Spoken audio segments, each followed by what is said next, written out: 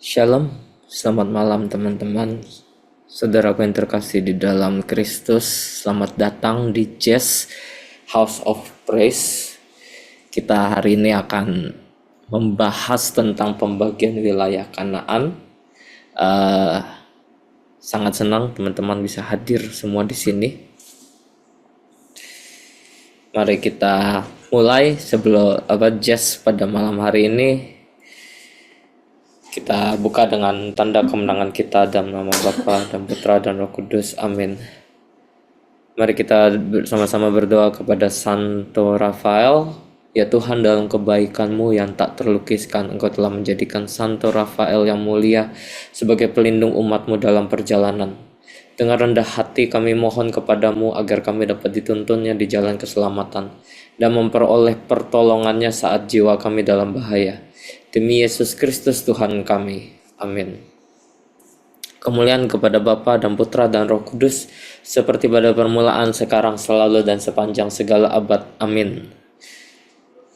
Mari teman-teman kita sama-sama simak bacaan dari artikel Katekismus Gereja Katolik 166-167. Artikel 5, kami percaya iman adalah satu perbuatan pribadi. Jawaban bebas manusia atas undangan Allah yang mewahyukan diri. Tetapi iman bukanlah satu perbuatan yang terisolir. Tidak ada seorang pun dapat percaya untuk dirinya sendiri.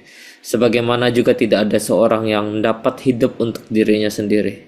Tidak ada seorang yang memberikan iman kepada diri sendiri. Sebagaimana juga tidak ada seorang yang memberi kehidupan kepada diri sendiri. Yang percaya menerima kepercayaan dari orang lain, ia harus melanjutkannya kepada orang lain. Cinta kita kepada Yesus dan kepada sesama mendorong kita supaya berbicara kepada orang lain mengenai iman kita. Dengan demikian, setiap orang yang percaya adalah anggota dalam jalinan rantai besar orang-orang beriman. Saya tidak dapat percaya kalau saya tidak didukung oleh kepercayaan orang lain dan oleh kepercayaan saya. Saya mendukung kepercayaan orang lain. Aku percaya pengakuan iman apostolik itulah iman gereja. Sebagaimana setiap orang beriman mengakui secara pribadi, terutama pada waktu pembaptisan, kami percaya. Pengakuan iman dari Nisea Konstantinopel itulah iman gereja, sebagaimana para uskup yang berkumpul dalam konsili itu mengakui, atau lebih umum, sebagaimana umat beriman mengakui dalam liturgi. Aku percaya, demikianlah juga gereja ibu kita berbicara, yang menjawab Allah melalui imannya, dan yang mengajar kita berkata, aku percaya, kami percaya. Bacaan hari ini diambil dari kitab Bilangan bab 34 sampai 36 ayat 13. Pembagian wilayah Kanaan. Tuhan berfirman kepada Musa, perintahkanlah kepada orang Israel dan katakanlah kepada mereka apabila kamu masuk ke negeri Kanaan, maka inilah negeri yang akan jatuh kepadamu sebagai milik pusaka, yakni tanah Kanaan menurut batas-batasnya. Adapun sisi selatanmu ialah dari padang gurun Zin menyusur Edom, maka batas selatanmu mulai dari ujung laut Asin di sebelah timur. Lalu batasmu membelok di selatan pendakian Akrabim, terus ke Zin dan berakhir di sebelah selatan Kades Barnea. Sesudah itu ia mencapai Hazar Adar dan terus ke Asmon. Kemudian batas itu membelok dari Asmon ke sungai Mesir dan berakhir ke laut. Batas baratmu ialah laut besar, dan pantainya itulah batas baratmu. Inilah batas utaramu, mulai dari laut besar, haruslah kamu buat tanda batas ke gunung Hor. Dari gunung Hor, harus kamu buat tanda batas ke jalan yang menuju ke Hamat. Lalu batas itu mencapai Zedat. Kemudian batas itu mencapai Zivron dan berakhir di Hazar Enam. Itulah batas utaramu. Sebagai batasmu di sebelah timur, haruslah kamu membuat tanda batas dari Hazar Enan ke Sefam. Dari Sefam, batas itu turun ke Riplah, di sebelah timur Ain. Kemudian batas itu turun lagi dan mencapai tebing danau Kineret di sebelah timur. Lalu batas itu turun ke sungai Yordan dan berakhir di laut Asin. Itulah negerimu menurut batasnya sekeliling. Musa memerintahkan kepada orang Israel, itulah negeri yang akan kamu bagi sebagai milik pusaka dengan membuang undi yang diperintahkan Tuhan untuk diberikan kepada suku yang 9,5 itu. Sebab suku Bani Ruben menurut puak-puak mereka dan suku Bani Gad menurut puak-puak mereka telah menerima milik pusakanya. Juga suku Manasye yang setengah itu telah menerimanya. 2,5 suku itu telah menerima milik pusaka mereka di seberang sungai Yordan di dekat Yeriko ke sebelah timur. Tuhan berfirman kepada Musa, inilah nama-nama orang yang harus membagikan tanah itu kepadamu sebagai milik pusaka. Imam Eleazar dan Yosua bin Nun. Lagi haruslah kamu mengambil seorang pemimpin dari setiap suku untuk membagikan tanah itu sebagai milik pusaka. Inilah nama orang-orang itu. Dari suku Yehuda, Kaleb bin Yefune. Dari suku Bani Simeon, Samuel bin Amihud. Dari suku Benyamin, Elidat bin Kislon. Dari suku Bani Dan, seorang pemimpin, Puki bin Yokli. Dari anak-anak Yusuf, yakni dari suku Bani Manasye, seorang pemimpin, Haniel bin Efod. Dan suku Bani Efraim, seorang pemimpin, Kemuel bin Siftan. Dari suku Bani Zebulon, seorang pemimpin, Elisafan bin Parnah. Dari suku Bani Isakar, seorang pemimpin, Paltiel bin Azan. Dari suku Bani Asyir, seorang pemimpin, Ahihud bin Selomi. Dari suku Bani Naftali, seorang pemimpin, Pedael bin Amihud. Itulah orang-orang yang diperintahkan Tuhan untuk membagikan milik pusaka kepada orang Israel di tanah Kanaan. Kota-kota orang Lewi. Tuhan berfirman kepada Musa di dataran Moab di tepi sungai Yordan di dekat Yeriko. Perintahkanlah kepada orang Israel supaya dari milik pusaka kepunyaannya diberikan mereka kota-kota kepada orang Lewi untuk didiami. Juga haruslah kamu memberikan kepada orang Lewi tanah-tanah pengembalaan yang di sekeliling kota-kota itu. Kota-kota itu akan menjadi kepunyaan mereka untuk didiami dan tanah-tanah penggembalaannya untuk hewan yang mereka miliki dan untuk segala ternak mereka yang lain. Tanah-tanah penggembalaan kota-kota yang harus kamu berikan kepada orang Lewi itu ialah dari tembok kota keluar 1.000 hasta berkeliling. Di luar kota itu haruslah kamu mengukur 2.000 hasta di sisi timur dan 2.000 hasta di sisi selatan dan 2.000 hasta di sisi barat dan 2.000 hasta di sisi utara, sehingga kota itu berada di tengah-tengah.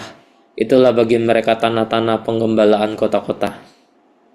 Mengenai kota-kota yang harus kamu berikan kepada orang Lewi itu, ialah enak kota perlindungan yang harus kamu berikan, supaya orang pembunuh dapat melarikan diri ke sana. Di samping itu haruslah kamu memberikan 42 kota. Segala kota yang harus kamu berikan kepada orang Lewi itu berjumlah 48 kota. Semuanya dengan tanah-tanah penggembalaannya.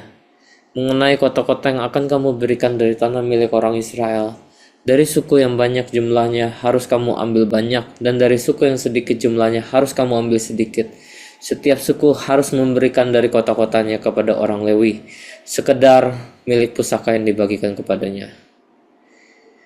Tuhan berfirman kepada Musa, berbicaralah kepada orang Israel dan katakanlah kepada mereka, apabila kamu menyeberangi sungai Yordan ke tanah Kanaan, maka haruslah kamu memilih beberapa kota yang menjadi kota-kota perlindungan bagimu, supaya orang pembunuh yang telah membunuh seseorang dengan tidak sengaja dapat melarikan diri ke sana.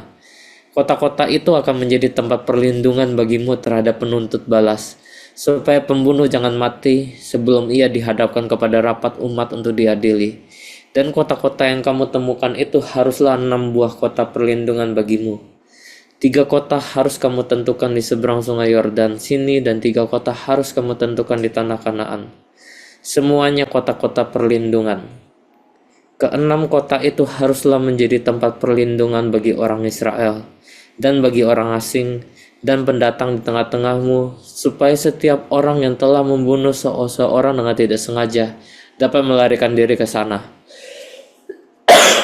Tetapi jika ia membunuh orang itu dengan benda besi, sehingga orang itu mati, maka ia seorang pembunuh.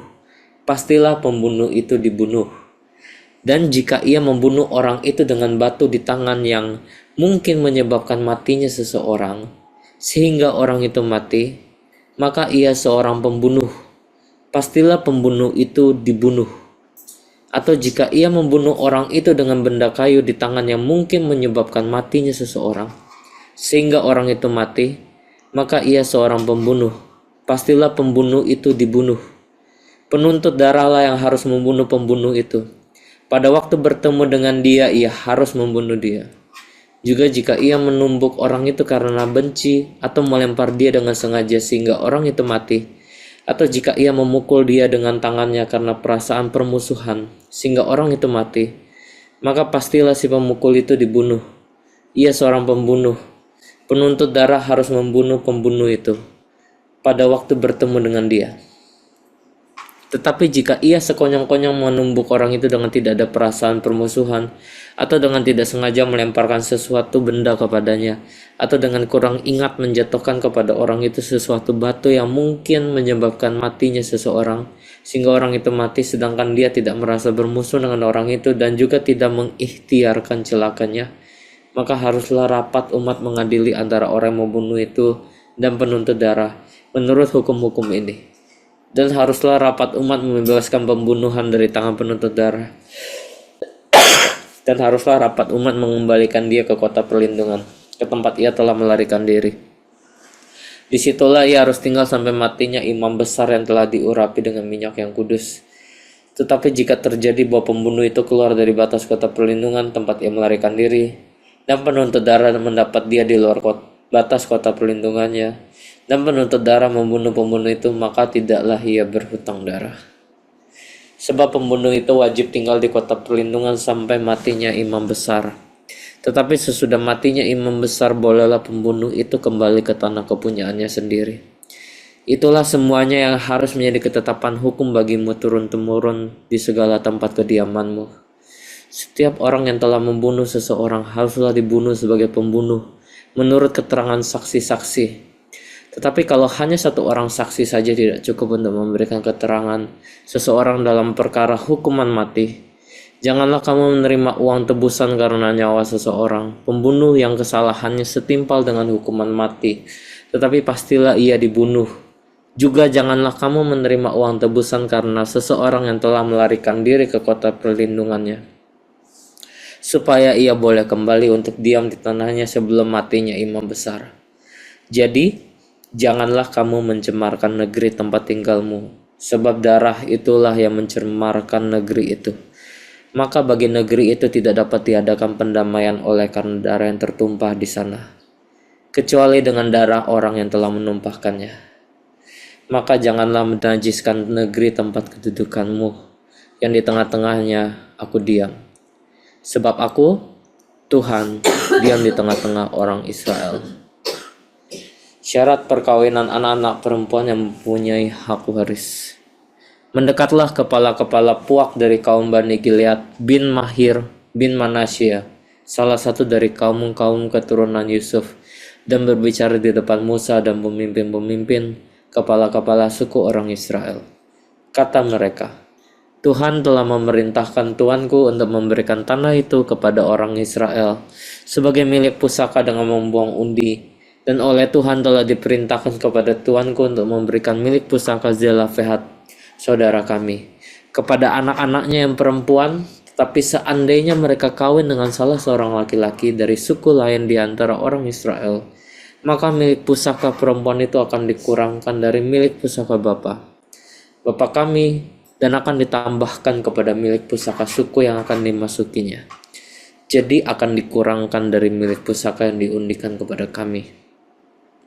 Maka apabila tahun Yobel bagi orang Israel, milik pusaka perempuan itu akan ditambahkan kepada milik pusaka suku yang akan dimasukinya, dan akan dikurangkan dari milik pusaka suku nenek moyang kami. Lalu Musa memerintahkan kepada orang Israel sesuai dengan titah Tuhan. Perkataan suku keturunan Yusuf itu benar. Inilah firmankan Tuhan mengenai anak-anak perempuan Zelafehat. Bunyinya, mereka boleh kawin dengan siapa saja yang suka kepada mereka, asal mereka kawin di lingkungan salah satu kaum dari suku ayah mereka. Sebab milik pusaka orang Israel tidak boleh beralih dari suku ke suku, tetapi orang Israel haruslah masing-masing memegang milik usaha pusaka suku nenek moyangnya.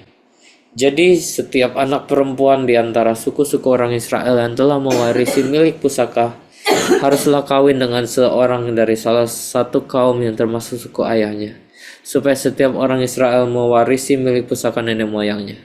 Sebab milik pusaka itu tidak boleh beralih dari suku ke suku, tetapi suku-suku orang Israel haruslah masing-masing memegang milik pusakanya sendiri, seperti yang diperintahkan Tuhan kepada Musa.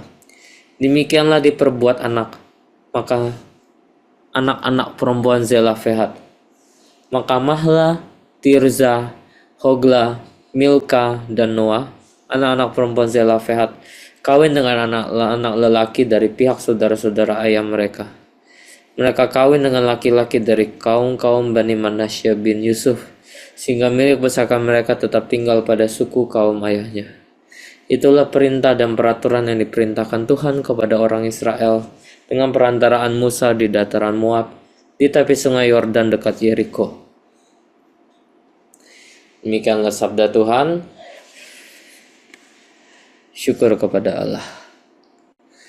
Teman-teman, puji Tuhan, jazz malam ini juga merupakan boleh dibilang menjadi penutup dari kitab bilangan yang sudah kita bahas selama beberapa pekan terakhir, beberapa bulan terakhir. Kita udah bahas bagaimana dari Israel dihitung, dari kemudian yang cukup terkenal bangsa Israel juga. Yang cukup terkenal itu adalah mereka udah mau masuk nih ke tanah terjanji, cuma masih banyak yang bersungut. Ada beberapa oknum yang bersungut-sungut sehingga akhirnya rencana Israel masuk ke tanah terjanji gagal. Juga muncul juga banyak pertentangan, ada sedikit mini pemberontakan, kemudian masih ada lagi aturan-aturan yang ditambah-tambahkan di kitab ini. Jadi kalau kita lihat di peta, kita ada di yang ada di tanda panah warna kuning, itu ada di Al-Gilgal. Nah, sekarang bangsa Israel ini ada di dataran Moab di tepi sungai Yordan dekat Yeriko. Kalau sekarang disebutnya Transyordan, negara Yordania. Ini gambar foto aslinya. Jadi kita masuk ke sesi sharing kesaksian atau pertanyaan. Jadi bagi teman-teman yang pada saat ini ingin mungkin tadi udah dengar 3 bab ya, dari 34 sampai 36.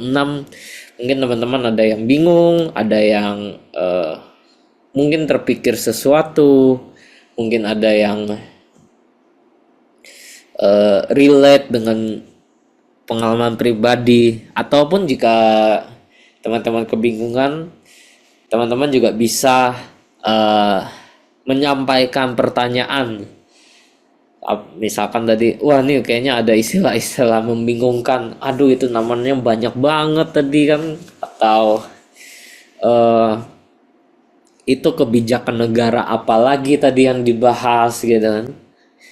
Nah, kalau di slide ini kita juga ada beberapa guides buat yang bisa kita pakai, yang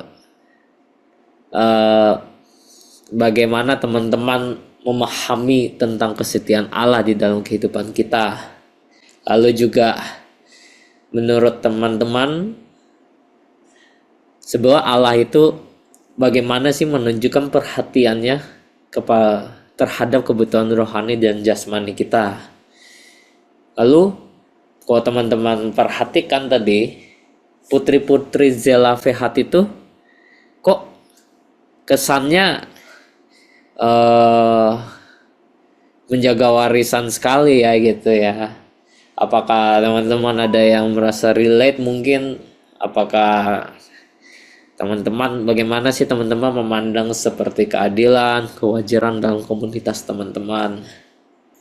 Lalu juga bagaimana menurut kita semua Allah itu meresponi terhadap ketertiban, keadilan, kesejahteraan umatnya. Kalau ini di negara kita di Pancasila sila kelima. Bagaimana menurut teman-teman dari sudut pandang religiositas? Bagaimana kita dapat menerapkan prinsip-prinsip ini dalam kehidupan kita sehari-hari dan dalam komunitas kita? Monggo, monggo bagaimana teman-teman? Ada yang ingin menyampaikan eh, langsung saja share raise hand atau jika ingin ada yang via chat juga boleh, monggo. Coba kalau ini aku juga pengen boleh deh. Aku juga mau. Coba kalau nomor 1 terutama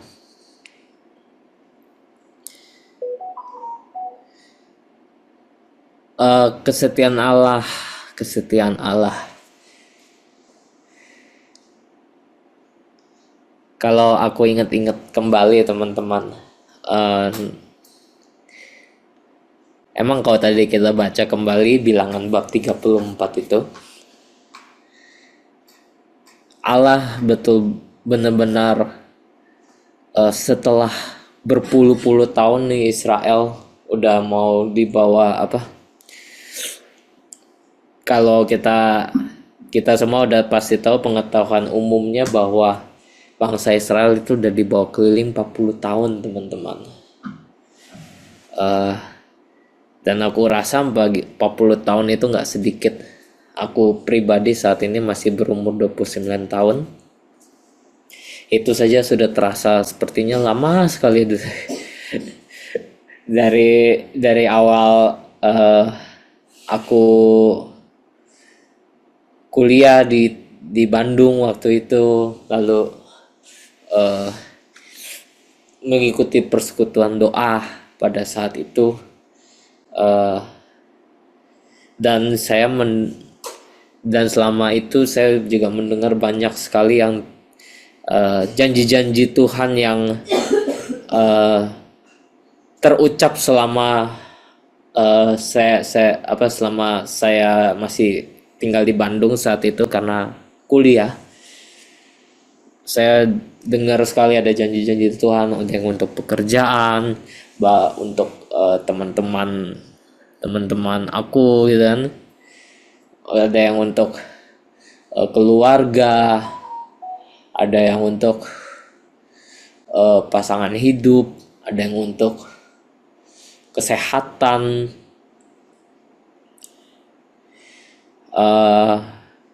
Itu kurang lebih dari tahun 2015 sampai 2024, 9 tahun. Belum ada 25%-nya masa bangsa Israel gitu ya teman-teman ya. Cuma untuk 9 tahun itu saja aku melihat ada janji-janji yang ada yang udah ditepati, ada yang masih penantian, sehingga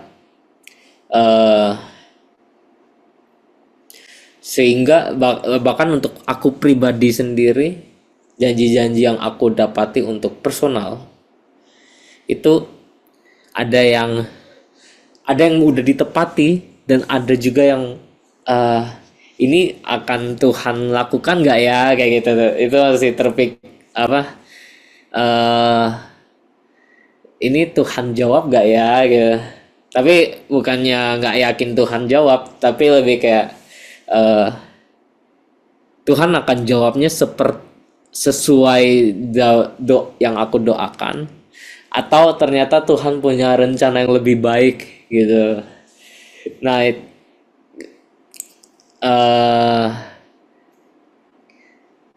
tapi keraguan selalu muncul di tengah-tengahnya teman-teman. Maksudnya di tengah-tengah itu kayak selama menantikan janji-janji Tuhan, kita ada mendapatkan omongan-omongan, ada mendapatkan faktor eksternal, sehingga kayak bahkan tidak tidak jarang dari faktor internal, eh, sebetulnya Tuhan tepatin nggak ya janji-janjinya gitu ya. Itu secara manusiawi aku juga masih merasakan gitu. Eh, Sekalipun aku juga sudah mendengar kebenarannya bahwa Tuhan kita menjawab setiap doa kita, dan bahkan Tuhan menjawab lebih dari yang kita bayangkan dan kita harapkan. Eh, Cuma sisi manusiawi tidak bohong, juga terkadang ragu juga bahwa ini Tuhan tepati nggak ya gitu. Sehingga juga, tapi di dalam eh, momen-momen yang muncul keraguan kayak wah ini Tuhan tepatin nggak ya gitu, selalu eh, Roh Kudus, ini buat aku pribadi ya, entah kenapa selalu nunjukin dengan caranya yang kreatif lah, nggak dan juga nggak yang kayak orang-orang apa yang apa ya bilangnya ya, yang sangat magic ya, kayak langsung ngomong audible gitu enggak, tapi Roh Kudus punya caranya mengkomunikasikan bahwa bagian kita itu adalah setia kepada Tuhan, selalu pegang janji-janjinya. Eh, Bagian kita adalah selalu mengucapkan janji-janji Tuhan atas hidup kita, atas hidup keluarga kita, atas masa depan kita. Eh, dan Roh Kudus cuma bilang kok selama kita mau percaya, Allah kita itu setia. Sekalipun mungkin kita ada yang sulit percaya, tapi Allah kita adalah Allah yang setia. Nggak akan pernah Dia mengecewakan kita, sekalipun kita sudah mengecewakan Dia. Jadi aku ya ingin semoga meneguhkan buat teman-teman yang saat ini sedang memiliki janji-janji yang masih belum, tanda kutip, belum dipenuhi sama Tuhan. Aku ingin meneguhkan teman-teman bahwa we should and keep trusting God with all our heart. Sekalipun dunia mengecewakan, sekalipun tidak selalu sesuai ekspektasi kita, Tuhan kita tetap setia. Ya, itu dari sharing dari aku. Jika teman-teman masih ada yang ingin sharing, dipersilahkan raise hand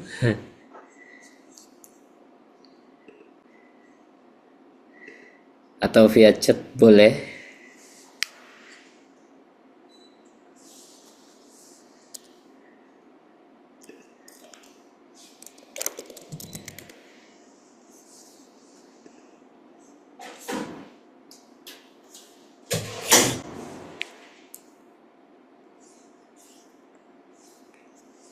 Selamat malam ya, Ko Ricardo dan juga teman-teman.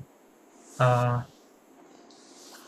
Barangkali ini menjadi satu penutup dari kitab Bilangan. Kita sudah hampir 1 tahun membahas kitab Bilangan ya. Dan kitab Bilangan ini berisi perjalanan bangsa Israel dari yang mulai meninggalkan Tuhan, mulai tidak percaya, terus kemudian mereka bertobat, kemudian kembali lagi tidak percaya, kemudian menguji Musa berkali-kali, sampai akhirnya bangsa Israel bisa masuk ke tanah terjanji.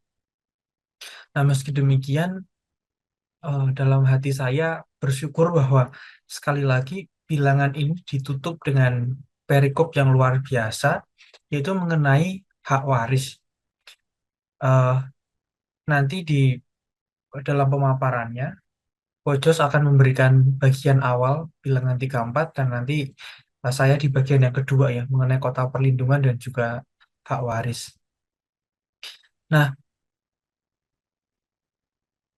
terutama pertanyaan yang nomor dua yang ingin saya sharingkan, apa yang dikatakan tentang keadilan dan belas kasihan Allah melalui adanya kota-kota perlindungan ini. Memang kota perlindungan itu sudah dikatakan dalam kitab bilangan tadi ditujukan untuk tempat suaka bagi orang-orang yang membunuh tanpa sengaja.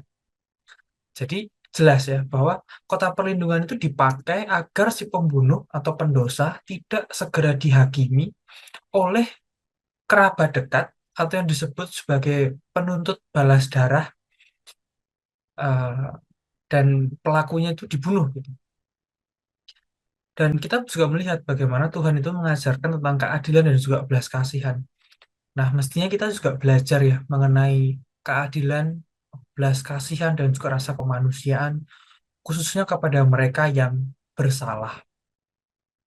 Baru-baru ini saya mengalami, eh, saya mendapat sharing ya terutama, saya mengalami hal yang eh, sangat melelahkan badan, sangat menguras emosi. Ada seorang teman, dia bekerja di eh, ya di dekat tempat saya lah di Jakarta, sekitar Jakarta dan agak agak ke utara sedikit gitu. Nah, dia bekerja di sana, tapi kemudian dia ini kan terjebak gitu ya, terjebak dengan lingkungan dunia malam dan kemudian kehidupan yang serba glamor. Dia menjadi orang yang sangat konsumtif, dia menjadi orang yang sangat pragmatis barangkali, sangat sangat pesimis lebih tepatnya terhadap dunia ini. Saya tidak mengajarkan atau saya tidak mengatakan bahwa itu orang uh, bersalah atau itu orang memang perlu dipertobatkan. Saya belum sampai pada tahap untuk mempertobatkan orang atau mengajarkan apa kebenaran bagi dia. Tapi yang saya ingin sharingkan pada teman-teman adalah bagaimana saya itu masih belajar ya, mengenai keadilan belas kasihan dan rasa kemanusiaan ini. Saya tahu bahwa mereka itu bersalah. Saya tahu bahwa mereka itu perlu suatu tempat perlindungan, suatu uh, kalau bahasa psikologi itu anchor deh, suatu anchor untuk mereka bisa kembali, mereka bisa riset lagi apa yang harus saya lakukan ketika uh, orang di luar sana sudah tidak lagi dia dapat percaya, sehingga siapa yang masih saya pegang. Jadi uh, pada minggu-minggu ini adalah minggu yang sangat melelahkan awal bulan terutama apalagi saya harus menyiapkan jas. Tapi puji Tuhannya jas pada hari ini juga tergolongnya cepat saya menyiapkannya, kurang dari 1 hari ya hanya 4 atau 5 jam aja langsung dapat satu inspirasi untuk saya bagikan kepada ibu bapak dan juga teman-teman. Nah demikian uh, Ko Ricardo, ini sharing singkat dari saya ya, bahwa barangkali saat ini kita sendiri masih mengalami, barangkali kita sendiri yang perlu kota perlindungan itu, tapi kita mesti ingat bahwa kalau kita masih menjadi satu bagian dalam gereja, yang itu adalah satu komunitas, yang itu adalah satu tubuh, mestinya kita menyadari bahwa kita punya kota perlindungan. Dan kita sebagai umat beriman, kita sudah dibaptis, pastinya kita punya satu tanggung jawab untuk keluar, untuk eh, barangkali orang-orang banyak banyak ya banyak teman-teman kita tidak punya kota perlindungan itu dan kita yang dituntut untuk menjadi kota perlindungan bagi bagi mereka. Thank you, eh Ko Ricardo dan juga teman-teman. Selamat malam ya. Thank you, Leo. Baik, eh, mari kita mulai saja untuk jazz malam ini. Bagi teman-teman yang nantinya ada pertanyaan atau sharing atau eh, ingin memperjelas lagi, silakan. Nanti kita ada waktu lagi eh, setelah pembelajaran malam hari ini. Baik, kita mulai saja. Baik, selamat malam Bapak Ibu, teman-teman semuanya yang terkasih dalam Yesus Kristus. Pada malam hari ini, pada masa transisi nih ya, detik-detik berakhirnya kita bilangan terus masuk ke ulangan ya. Saya sendiri akan membagikan mengenai materi mengenai batas-batas tanah Kanaan, pembagian tanah Kanaan dan kota-kota orang lain. Oke, next. Nah, dari bacaan-bacaan tadi kan kita udah lihat bahwa Tuhan itu kan sudah menentukan batas-batas tanah Kanaan ya, batas selatannya, batas baratnya, batas utaranya, batas timurnya gitu ya. Nah, Tuhan setelah menentukan semuanya itu, akhirnya kan Tuhan membagikan tanah-tanah Kanaan itu kepada berbagai suku Israel. Adapun Bani Gad, Ruben dan Manasya itu, sebagian Manasya ya betulnya, sudah memiliki tanah mereka di Transyordan.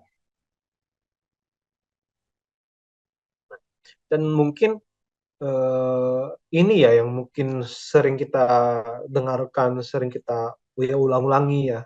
Itu mungkin kita sering ngomongkan ke teman, ke diri sendiri maupun ke orang lain. Sebenarnya gini, yang menarik sebenarnya gini sebenarnya. Tanah yang dibicarakan pada bilangan 34 2 ayat 15 ini, batas-batasnya semua itu tuh tidak dikuasai pada zaman Yosua, bukan dikuasai pada zaman uh, bilangan ini, tapi nanti pada zaman Daud dan Salomo. Jadi bagus banget tadi Ricardo juga membagikan juga mengenai janji Tuhan tergenapi dan semacamnya ya. Dan ternyata dari hal seperti ini juga janji Tuhan tuh akan tergenapi pada waktu yang tepat. Bukan pas uh, mungkin orang Israel pada zaman itu mungkin berpikir ya mungkin wah sekarang nih udah dibagi-bagi berarti sekarang nih gua masuk nih. Tapi ternyata kan masih kejadiannya masih lama banget ya sampai ke zamannya Daud dan Salomo gitu. Masih lama itu. Oh, malah udah Samuel dulu ya, baru ada Daud gitu ya. Tapi janji Tuhan mengenai hal-hal ini itu tuh akhirnya puji Tuhannya tergenap. Dan meskipun tentu ya seperti kata Ricardo tadi juga tidak membohongi kita, perasaan kita sendiri sebagai manusia kan mungkin kita kadang ragu dan semacamnya. Tapi pada akhirnya kita cuma bisa berharap pada Tuhan. Ya kita bisa hidup pun juga sudah sangat syukur ya soal bagaimana janji kita akan tergenapi, bagaimana doa-doa kita akan terjawab. Kalau buat aku pribadi kadang ya itu semua hanya milik Tuhan doang. Nah, kembali lagi ke konteks pembagian tanah ini. Ada yang bilang, ada ahli yang mengatakan bahwa pembagian tanah kanan ini tuh sebenarnya pembagian ideal. Jadi dia sebenarnya tidak begitu berhubungan dengan apa yang terjadi pas abad 13 sebelum Masehi itu. Next. Menurut tafsiran terbaru, ini kemungkinan tanah kanan ini merupakan daerah Mesir dari Suriah Palestina dan berada dalam kekuasaan Mesir, dalam kekuasaan Firaun Ramses II. Lalu terdapat perjanjian antara Firaun dan Raja Het untuk menjaga status quo. Jadi menjaga ya keadaan tanahnya sebagaimana adanya pada saat ini gitu. Wah, tidak berubah-ubah. Lanjut. Lalu kita tadi lihat juga bahwa eh, batas selatannya itu di salah satu bagiannya disebutkan bahwa di ujung Laut Asin atau Danau Sodom atau yang kita sebut sebagai Laut Mati. Gitu. Nah, kenapa dinyatakan dengan sangat jelas batas-batasnya? Nah, untuk batas selatan dan semua nanti batas yang kita lihat semua ini, kenapa dinyatakan secara jelas? Karena biar Israel tahu bangsa mana yang harus dihancurkan atau bangsa mana yang harus ditaklukkan. Lanjut. Lalu kita melihat membelok di selatan pendakian Akrabim. Lalu mungkin kalau Bapak Ibu teman-teman ada yang iseng baca di bahasa Inggrisnya gitu ya, dibilangnya Ascent of the Scorpion gitu. Nah, itu kenapa? Karena Akrabim atau Hakrabim ini itu sebenarnya bahasa Ibrani dari kalajengking. Jadi banyak kalajengking yang ditemui di pendakian itu sebenarnya. Nah, makanya kenapa dibilang Ascent of the Scorpion gitu. Jadi beberapa bahasa Inggris sudah langsung kayak melakukan lokalisasi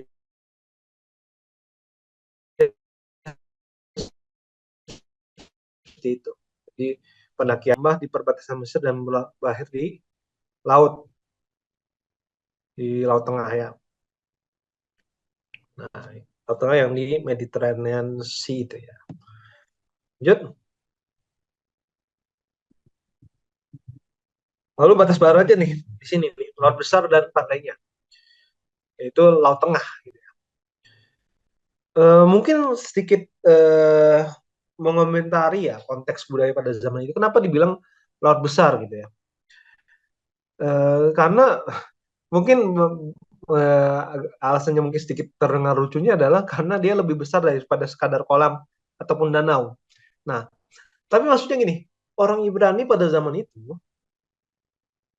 dia tuh apa aja yang meskipun dia sebenarnya masih danau, tapi mungkin gede banget ya gitu ya daripada sekadar danau-danau lainnya itu sebenarnya udah dikatakannya sebagai laut. Makanya jangan heran mungkin beberapa dibilang laut apa, ada bisa jadi bahwa itu sebenarnya danau. Ataupun kadang mungkin eh, danau ya laut, lautnya danau. Gitu. Jadi ya memang konteksnya baiknya seperti itu. Dan memang sekali lagi berteologi ataupun memahami isi dari kitab suci itu mesti kontekstual. Kita mesti baca latar budayanya itu seperti apa. Lanjut. Nah, untuk beberapa tulisan yang akan disampaikan di sini, ini ada beberapa yang memang tempatnya ini tuh kayak nggak tahu sebelah mananya gitu. Nah, dari kan Laut Besar atau Laut Tengah menuju ke Gunung Hor ya untuk batas utara. Nah, Gunung Hor ini gunung berarti gunung paling tinggi gitu. Tapi bukan tempatnya Harun wafat. Lalu ke Jalan Hamad, lalu ke Zedat, lalu mencapai Zifron dan berakhir di Hazar Enan. Nah, ini lokasinya ada di mana? Ya, ada yang ngomong bahwa Zedat itu kemungkinan yang kota modernnya Sedat, berarti sebelah timur lautnya Gunung Hermon. Kalau ini gimana yang lainnya mungkin batas-batas yang Zifron berada di Hazar Enan ini mungkin mungkin ya bisa jadi merupakan Ghana, utaranya Damaskus ataupun Ina gitu. Berarti sebelah selatannya kota Ghana gitu ya. Dan ini ditandai oleh Ptolemeus ya. Jadi memang banyak sekali. Mungkin mungkin bisa jadi. Dan memang teologi memang kita mesti berdamai dengan ketidakpastian. Kalau secara saya pribadi mungkin itulah asiknya teologi gitu ya dan asiknya filsafat ya in that extent gitu. Karena memang kita nggak punya jawaban jawaban pasti gitu. Kalau pasti itu jatuhnya bukan usaha untuk ininya ya, bukan untuk usaha untuk memahaminya. Nah, lanjut. Lalu batas timurnya itu sebelah Hazarenan ke Sevam, Ribla, tebing Danau Kineret di sebelah timur dan sampai akhirnya ke Laut Asin. Kalau menurut Santo Hieronymus, mungkin Sapam itu Antioquia. Tapi ya tetap ada perdebatan di para ahli ya. Jadi nggak tahu nih gimana meminjam kata-kata saudara kita ya, walau alam bisawab ya. Di Allah yang lebih mengetahui ya soal itu. Em, Danau Kinneret ini apa? Nah, Danau Kinneret ini laut ada laut Galilea. Ini yang nanti banyak ditemui di Perjanjian Baru. Lanjut. Nah, hal menarik lainnya bahwa mungkin ini detail kecil ya, tapi ketika tadi dibacakan inilah nama orang-orang yang harus membagikan tanah itu padamu sebagai milik pusaka. Imam Eleazar dan Yosua bin Nun. Imam dulu gitu ya. Imam Eleazar.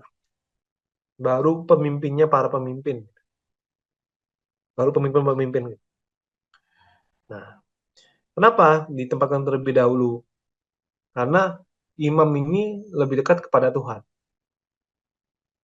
Kalau pendapat saya, refleksi saya pribadi ya, karena hal ini ya. Pada akhirnya yang kita ini butuhkan tuh bukan masalah, bukan tapi nggak nganggap jelek ya. Bukan masalah kita bisa memimpin orang, bisa melakukan banyak ini dan semacamnya. Tapi pada akhirnya kembali lagi menjaga eh, kekudusan kita di depan Tuhan. Atau bagaimana sih kita supaya kita bisa berkenan kepada itu yang lebih dihargai gitu, oleh Tuhan. Saya nggak tahu kenapa tadi pagi sebenarnya iseng nonton tabisan diakonnya teman saya, gitu. Teman seumuran saya. Eh, oh, waktu itu Monsignor Anton ngomong bahwa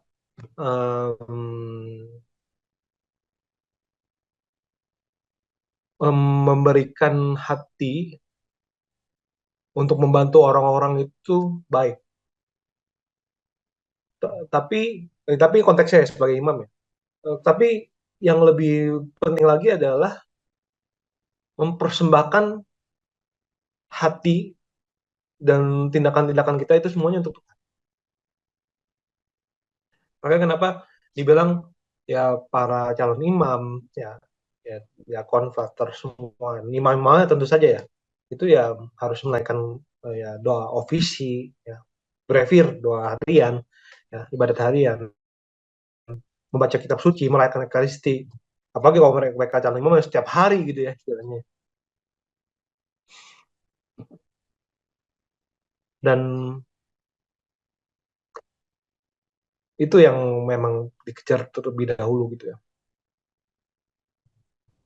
sebagai persembahan untuk Tuhan dari menaikkan doa visi ekaristi menjaga doa dan semacamnya semuanya itu nanti akan berpengaruh juga ke hati kita yang semakin menyerupai Kristus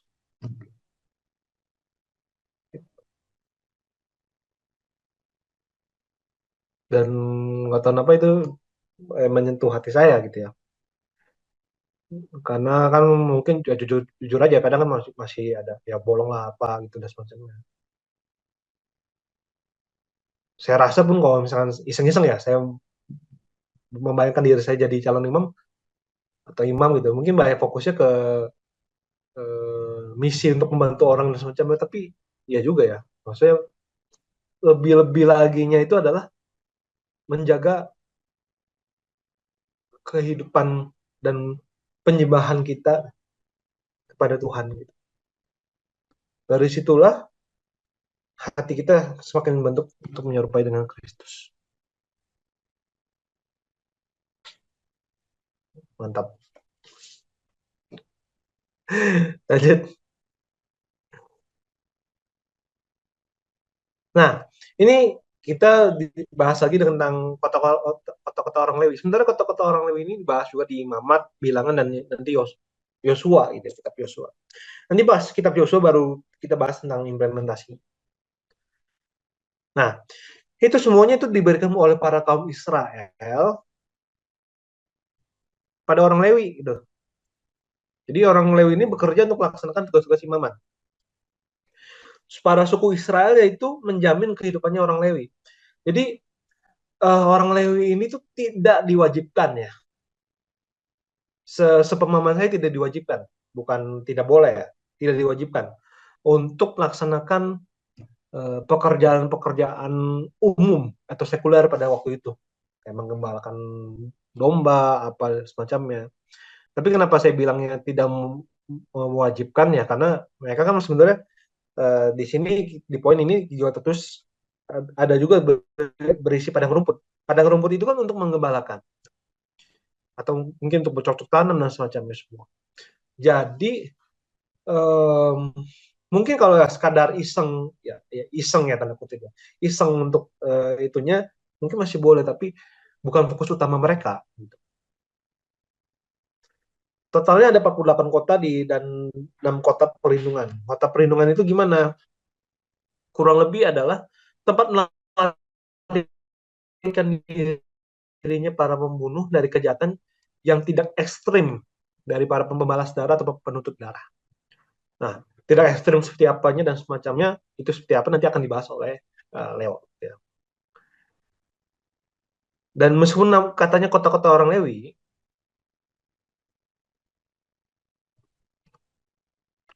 kota-kota tersebut juga didiami oleh kota-kota orang-orang non Lewi juga. Bukan khusus buat orang Lewi. Sama saya sendiri melihat ini juga menarik sebenarnya gini sih. Orang Lewi itu kan melaksanakan tugas-tugas imamat ya, melakukan pelayanan atas nama Allah gitu. Dan itu dia disebar gitu. Tapi menurut saya ini bagus ya, kalau saya boleh komentar ya, kalau menurut saya pribadi. Karena berarti kan pelayanan orang-orang itu, pelayanan untuk tugas-tugas imamat ya terutama itu, semuanya itu tidak terpusat di satu kota aja, tapi semuanya tuh ada di dalam setiap kota gitu. Sama aja kayak pelayanan kita akan Allah itu kan, dan terutama untuk imamnya, itu kan dia kan disebar di setiap kota gitu.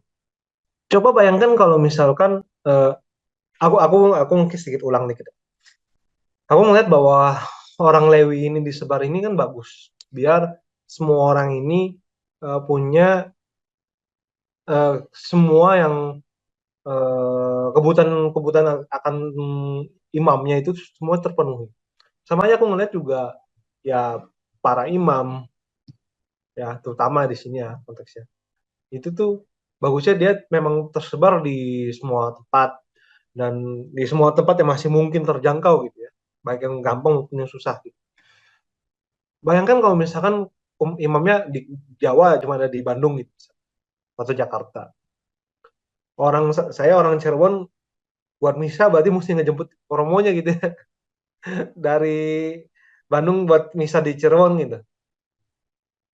Meskipun sekarang udah ada tol Cisundawu ya, kalau dari Buah Batu dia tinggal eh, 2 jam kurang sebenarnya. Kan tapi kan jadi repot sekali gitu. Ya kan? Puji Tuhan ada 2 paroki ya di Cirebon gitu ya. Jadi kan kebutuhan untuk imamat, imam dan semacamnya kan semua terpenuhi. Kerinduan untuk ekaristi umat-umat juga terpenuhi juga. Ya termasuk juga mungkin pewarta, ya BPK dimanapun ya itu ya juga ya ada di mana-mana gitu kan. Sehingga nggak perlu sampai repot-repot pisan kata tangin yang jauh-jauh karena ternyata yang dekat pun juga ada. Ya puji Tuhan gitu. Berarti kan pelayanan eh, kita untuk Allah itu tuh tidak hanya terpusat di satu tempat aja. Lanjut. Sehingga kita dapatkan 3 poin ini. Pertama, janji Allah itu akan terpenuhi pada waktu yang tepat. Terus kedua, menjadi kudus di hadapan Allah adalah prioritas utama. Yang ketiga, pelayanan atas nama Allah tidak hanya berpusat pada satu tempat saja. Demikian, saya kembalikan lagi kepada saya berikan pada Leo untuk dilanjutkan. Terima kasih.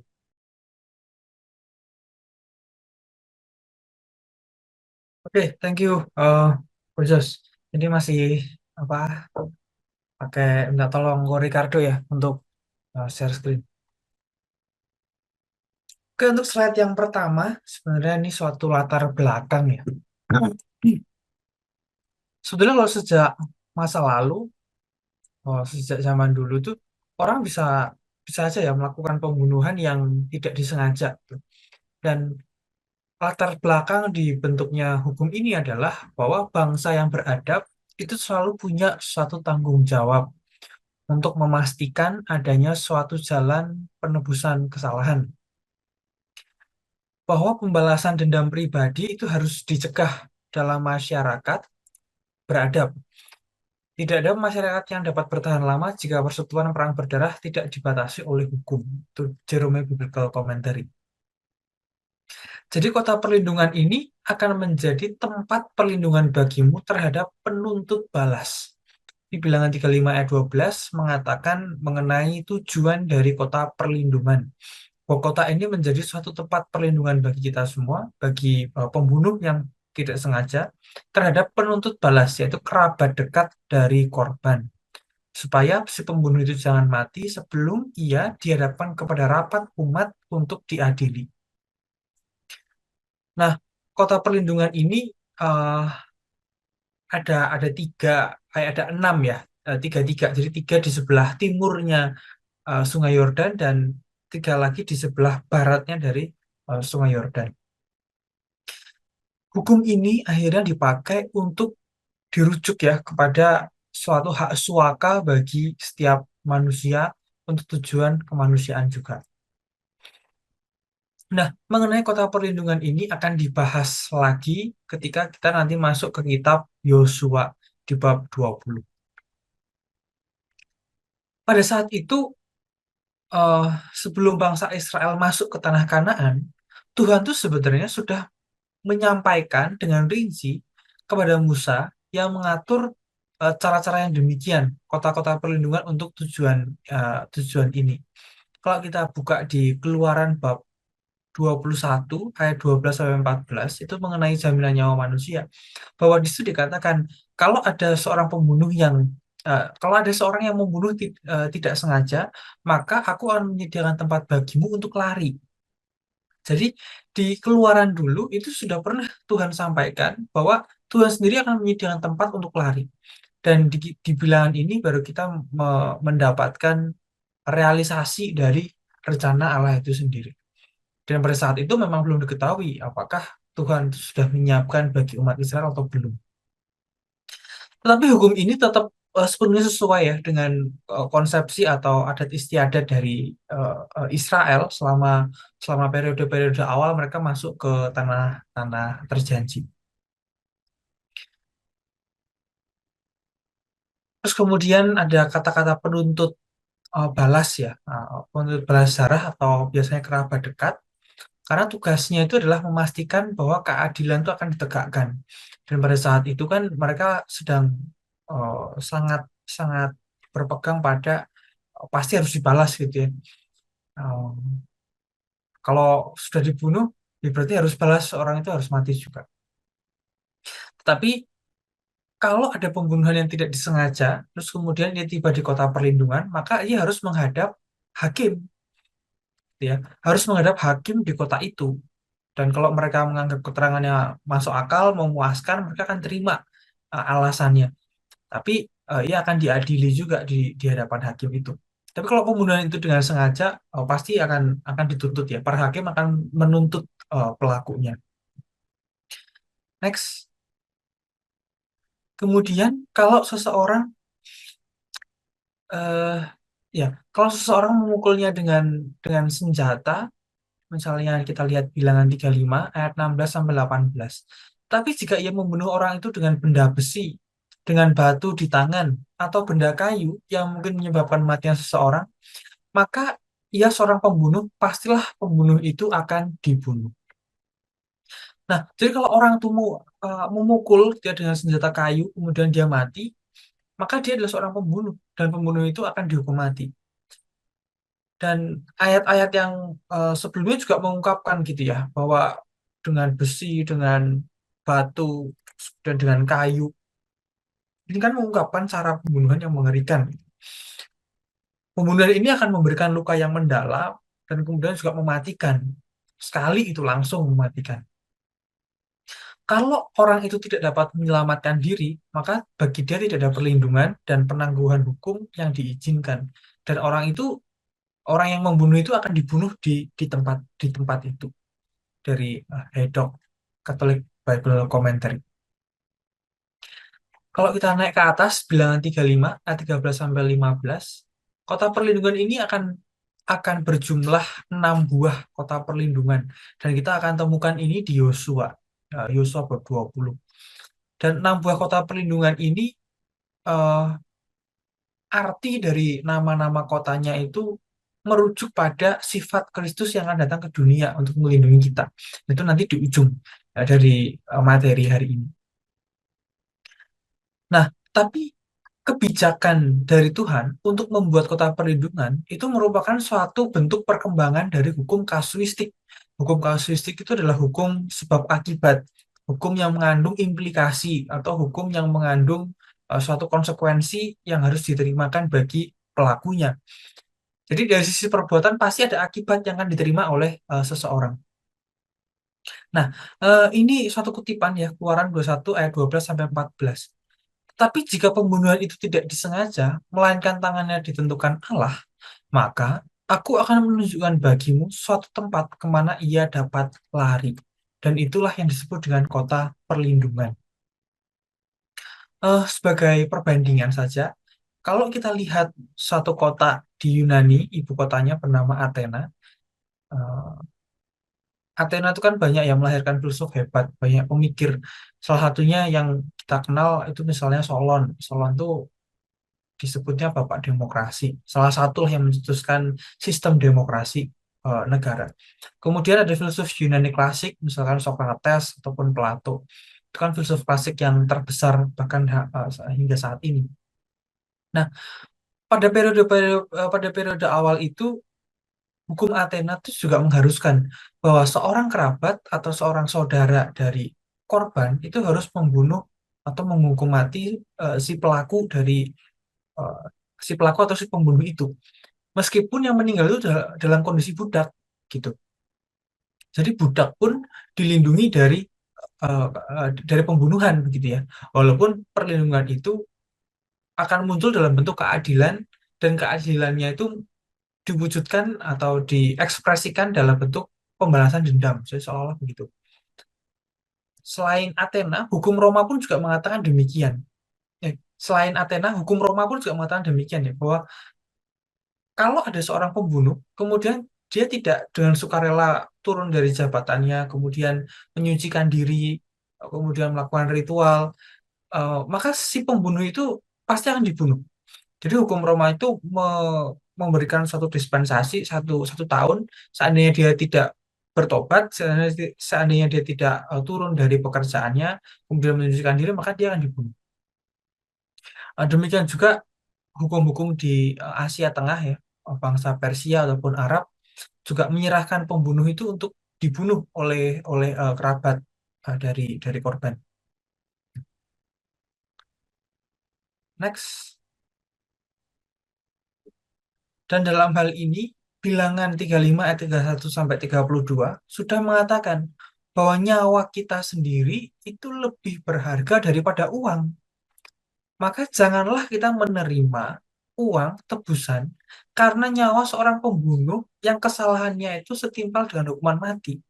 Jadi jangan pernah menerima suap atau menerima uang tebusan karena nyawa seseorang pembunuh kesalahannya setimpal dengan hukuman mati.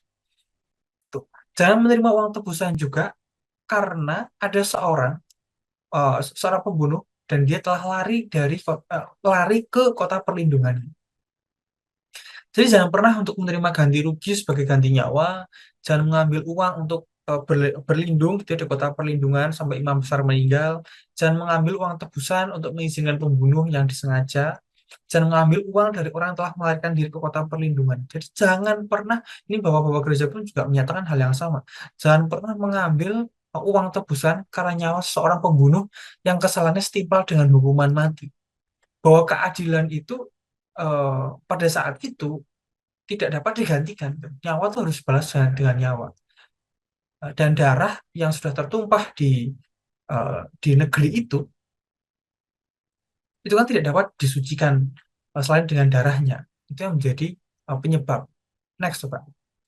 Mengapa tidak boleh menerima uang untuk sebagai ganti dari nyawa? Karena tanah yang tertumpah oleh darah itu tidak dapat lagi ditebus kecuali dengan pertumpahan darah orang yang berdosa. Jadi intensinya adalah penyucian kembali tanah yang najis ini itu harus ditebus dengan pertumpahan darah orang yang berdosa. Seandainya tidak dapat di seandainya dia tidak ditebus dengan darah orang yang berdosa itu, maka pendamaian tidak dapat dilakukan di negeri itu. Maka konsekuensinya jadi panjang sekali. Kalau ada seorang pembunuh kemudian membunuh seorang korban gitu ya, korban ada darah, terus kemudian yang dapat menyucikan darah ini adalah darah si pelaku. Seandainya si pelaku memberikan uang tebusan, maka tidak ada pendamaian bagi seluruh negeri. Dan itu adalah suatu kenajisan. Jadi konsekuensi ini begitu panjang. Kalau kita ditarik dalam kehidupan masa kini, relevansi masa kini adalah kita melakukan hal yang salah, kemudian memberikan uang tebusan. Jadi salahnya itu double-double. Dan itu akan membawa kenajisan bagi seluruh negeri. Ia akan menajiskan bagi seluruh negeri. Memang kalau ngomongin keadilan itu orang tuh sangat sangat sangat excited gitu ya. Kan harusnya memang dibunuh. Kan seharusnya kenapa mesti dilindungi di kota perlindungan? Memang setiap manusia itu akan merasakan penderitaan yang kehilangan yang sama itu. Dan masing-masing kalau kita lihat ceritanya bahwa seorang pembunuh membunuh korban dan kemudian si kerabat dari korban ini akan membunuh si pembunuh itu tadi. Dan barangkali sifat bunuh membunuh ini tidak akan pernah selesai. Orang ini berjuang untuk keadilannya dan satu lagi berjuang untuk keadilannya sendiri. Nah, kalau memang manusia ini terus didorong keinginan untuk balas dendam atas landasan keadilan, maka akan lebih banyak balas dendam dan itu akan jadi perantai kebencian gitu ya. Dan barangkali saat ini pun kita hidup dalam rantai itu. Nah, inilah yang mesti menjadi keprihatinan bagi kita semua. Jangan-jangan kita hidup dalam sebuah rantai kebencian.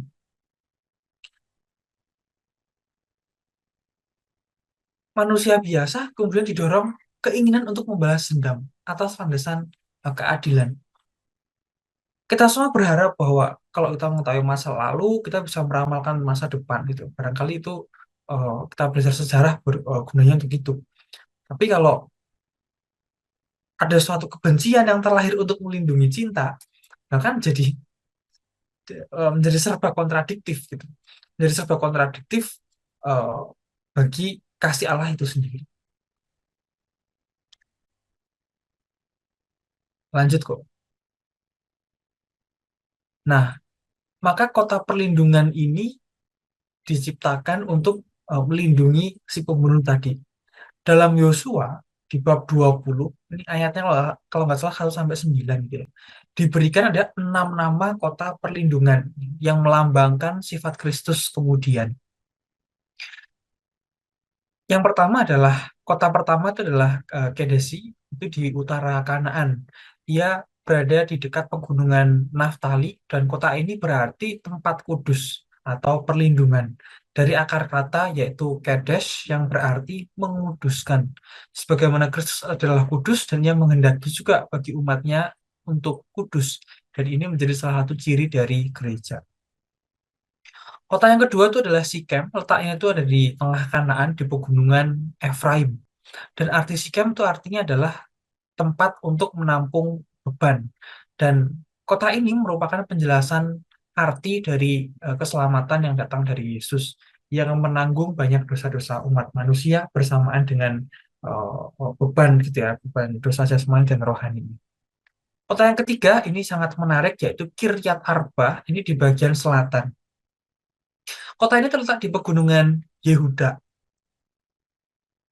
Eh, yang menarik dari kota ini adalah banyak sekali nenek moyang bangsa Israel yang berasal dari sana. Kalau kita masih ingat kitab Kejadian, gitu ya, Bapak Abraham itu pun juga berasal dari Kiryat Arba. Dan arti nama kota ini itu adalah suatu komunitas ataupun persekutuan. Sebagaimana Tuhan Yesus Kristus sendiri itu membuat suatu persekutuan, kemudian dia meninggalkan gerejanya dan dipercayakan pada kita.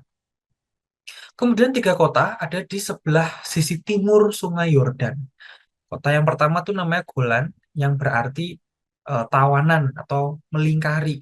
Itu mengingatkan Tuhan juga bahwa Kristus akan ditawan, tetapi kasihnya akan senantiasa melingkari kita. Ini terletak di utara, di daerah Manasye. Kemudian kota berikutnya adalah Ramot.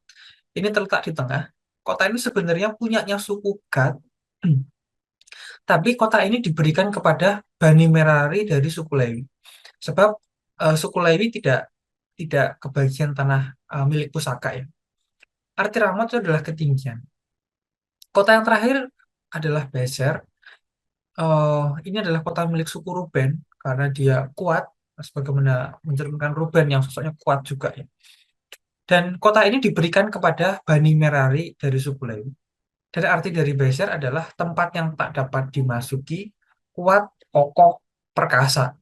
Dan itulah yang disebut atau dinyatakan oleh Paulus sebagai Kristus sebagai batu penjuru yang menjadi benteng dan pelindung kita. Dan bahkan Nabi Yesaya pun juga mengatakan bahwa Kristus adalah penyelamat kita dan gerejanya adalah kotanya yang tidak ditinggalkan. Nah, kalau kita sudah mengetahui ada kota perlindungan, demikian juga dengan tujuannya, demikian juga dengan jenis-jenisnya, ya ada 6 kota perlindungan ini. Nah, kemudian apa yang dapat kita tarik dalam relevansi masa kini? Next.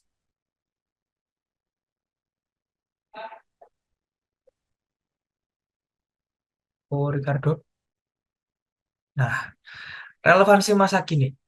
Kota perlindungan yang disediakan bagi umat Allah adalah simbol perlindungan yang diberikan oleh Kristus kepada pembunuh dan oh, penebus yang sama gitu ya. Kemudian Tuhan itu kan memberikan kita perlindungan sementara dengan menumpahkan darahnya.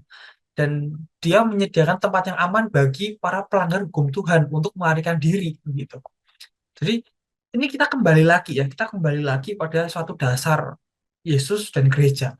Jadi hanya dua itu relevansi masa kini yang harus kita jaga. Kristus mengenakan tubuh manusia, Tuhan mengenakan tubuh manusia agar dia bisa menyelamatkan kita. Kemudian eh, ketika kita berdosa, ketika kita menumpahkan darah seseorang, maka darah kita itu harus ditumpahkan juga untuk mendamaikan seluruh negeri. Dan itu yang digantikan oleh darah Kristus. Maka dari situlah yang kita sebut gereja akan menjadi kota perlindungan bagi kita. Gereja adalah rumah Allah dan pengkhianatan terhadap gereja berarti pengkhianatan terhadap Allah. Gereja adalah kota perlindungan eh, bagi kita sebagai satu komunitas dan satu tubuh.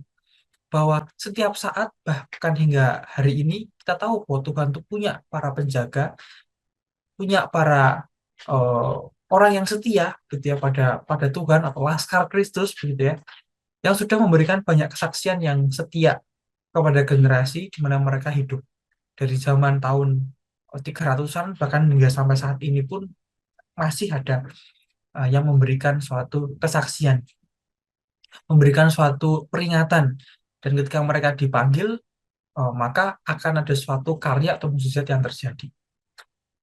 Nah, kita-kita semua nih ya yang mengungsi ke kota perlindungan itu kan pasti tidak perlu ragu ya, apakah eh, memikirkan hal yang keluarga, pekerjaan, barangkali tidak ada waktu untuk merenung, barangkali nyawa kita terancam, barangkali memang kita sendiri yang membutuhkan kota perlindungan. Banyak contoh eh, ini yang menjadi salah satu keprihatinan saya ketika kita mengalami suatu rasa dosa begitu ya, atau kita sedang mengalami suatu kesalahan yang besar, banyak orang yang berpikir bahwa apakah saya masih diterima di dalam lingkungan gereja. Dan akhirnya yang terjadi adalah satu satu persatu orang itu melarikan diri dari komunitas, melarikan diri dari satu tubuh. Itu menjadi keprihatinan kita. Demikian juga semestinya orang yang rasa dirinya berdosa tidak pernah berhenti mencari dalam sampai menemukan suatu tempat dia bersama Kristus gitu. Awal dari segala eh, dosa itu adalah suatu ketidakpedulian ya. Suatu ketidakpedulian maka ia dapat menghancurkan banyak sekali jiwa-jiwa. Jadi dari relevansi masa kini bahwa Tuhan itu meninggalkan meninggalkan gereja bagi kita, ini menjadi simbol pengharapan bagi manusia, menjadi simbol pendamaian bagi manusia, walaupun terlibat ataupun sedang berada dalam suatu masalah yang melibatkan hukum Tuhan ataupun hukum negara. Yakinlah bahwa ada suatu kota perlindungan bagi teman-teman semua dalam satu komunitas ini dan dalam satu tubuh ini. Minimal bernama gereja. Lanjut kok. Nah, maka ada 3 hal yang dapat teman-teman bawa pulang. Kota perlindungan bertujuan didirikan untuk menyediakan perlindungan bagi orang yang telah membunuh dengan tidak sengaja. Ya, gagal menghukum mati seorang pembunuh akan mencemarkan dan menajiskan negeri. Gagal menghukum mati seorang pembunuh akan mencemarkan dan menajiskan negeri. Yang terakhir adalah gereja sebagai komunitas merupakan kota perlindungan bagi umat masa kini. Nah, kemudian kita masuk ke poin yang kedua, yaitu syarat perkawinan bagi anak perempuan yang punya hak waris. Nah, ini adalah suatu perikop penutup di kitab Bilangan yang bagi saya menarik untuk dibahas.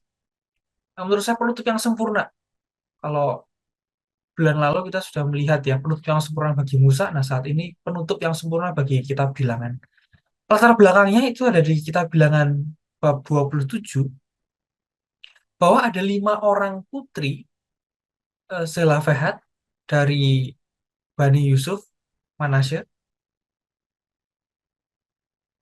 Next kok.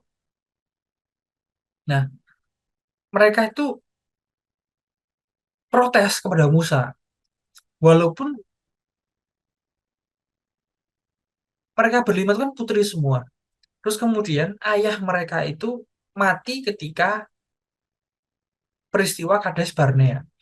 Nah, dia meninggalkan 5 anak perempuan dan tidak satu pun yang laki-laki. Nah, kemudian milik pusakanya itu dicoret. Mereka berlima, putri-putri ini minta milik pusaka oleh Musa. Dan putri dari Zelafet itu memang menerima wilayah di sisi barat Sungai Yordan dan di Transjordania gitu. Tapi kemudian timbul masalah. Nah, masalahnya adalah ketika mereka mau menikah, next, seandainya mereka kawin dengan salah seorang anak laki-laki dari suku lain di antara orang Israel, maka milik pusaka perempuan itu akan dikurangi dari milik pusaka bapak-bapak dan akan ditambahkan kepada milik pusaka suku yang akan dimasukinya. Jadi akan dikurangkan dari milik pusaka yang diundikan kepada kami. Nah, kalau Targum Onkelos plus Yerusalem barangkali lebih jelas bahwa their inheritance will be diminished atau subtracted atau dikurangi dari milik ayahnya. Ketika mereka menikah, misalkan dari Bani Ruben gitu atau dari Bani Gad, dari suku lain, maka milik pusaka dari suku Manasye ini akan menjadi milik pusaka dari suaminya mereka yang dari suku lain itu tadi. Nah, maka buat apa? Mereka sudah minta milik pusaka, kemudian ketika mereka menikah, milik pusaka ini akan diberikan kepada suku lain, kan menjadi sia-sia. Bahkan ketika tahun Yobel, milik pusaka mereka akan ditambahkan kepada milik suku tempat mereka diterima atau kepada suami mereka masing-masing. Demikian milik pusaka mereka diambil dari milik pusaka suku nenek moyang mereka. Dan harta tersebut menjadi milik yang tidak dapat ditarik kembali kepada pemilik barunya. Nah, kemudian mereka mengadu kepada Musa dan muncullah suatu solusi. yaitu mereka boleh kawin dengan siapa saja yang suka dengan mereka, asal mereka kawin di lingkungan salah satu kaum dari suku ayah mereka. Jadi mereka boleh kawin dengan siapa saja, tapi mereka harus satu suku gitu ya, satu suku yaitu suku Manasye. Jadi mereka akan menikahi entah sepupu gitu ya, entah pamannya atau entah satu generasi di bawahnya, tapi mereka akan menikahi orang yang berasal dari suku Manasye. Sehingga milik pusaka itu akan tetap terjaga. Milik pusaka ini tidak akan diakui eh, oleh suku lain dari Israel. Dan di Bilangan 36 ayat 7 dikatakan menjadi dalil bahwa sebab milik pusaka orang Israel ini tidak boleh beralih dari suku ke suku. Tapi orang Israel haruslah masing-masing memegang milik pusaka nenek moyangnya. Next. Nah, jika mereka berniat melepaskan hak, maka mereka bebas untuk menikah dimanapun mereka mau dan kapanpun, gitu ya, dan dengan siapapun. Kerabat dekat yang memilih untuk menerima tanah mereka berkewajiban untuk menikahinya, dan hukum ini berlaku di Athena. Untuk mencegah pemindah tanganan harta keluarga, hukum menetapkan bahwa para ahli waris perempuan ini harus menikah dengan orang dalam suku ayah mereka. Maka setiap anak perempuan yang punya warisan itu wajib menikah dengan orang yang sukunya sama dengan suku ayah mereka. Next. Nah, kemudian eh, relevansi masa kini adalah di Bilangan 36 ayat 12, akhirnya si 5 orang tadi, 5 putri tadi, mereka kawin dengan laki-laki dari kaum-kaum Bani Manasye bin Yusuf. Nah, ini eh, suatu ketaatan ya bahwa mereka mau menikah dengan kaum-kaum Bani Manasye bin Yusuf, sehingga milik pusaka ini tetap tinggal pada suku kaum ayahnya. Dan yang diperjuangkan oleh anak-anak Zelafehad itu adalah identitas. Identitas dari milik pusaka, identitas dari nenek moyang yang mereka perjuangkan agar tidak jatuh ke orang lain. Dalam konteks ini kita bisa memahami bahwa gereja itu menjadi suatu warisan pusaka yang mestinya kita jaga agar tidak terjatuh pada kelompok yang lain. Berfungsi menjadi guardian atau penjaga identitas umat Tuhan di tengah dunia ini. Nah, jadi kita melihat bahwa perjuangan anak-anak Zelafehad ini selain ketaatan, selain mereka taat, mereka itu memperjuangkan identitas mereka sebagai anak-anak dari Manasye. Mereka menghargai bagaimana Manasye itu taat kepada Tuhan, gitu ya. Mereka menghargai nenek moyangnya, sehingga milik pusaka itu akan dijaga. Dan sebagaimana kita yang sudah diwariskan warisan dari banyak sakramen, terutama baptisan, kita dipanggil untuk menjadi imam, nabi, dan raja. Nah, bagaimana kita menjaga identitas kita sebagai umat Tuhan di tengah dunia ini? Maka kesimpulannya adalah, kok, kok ini kok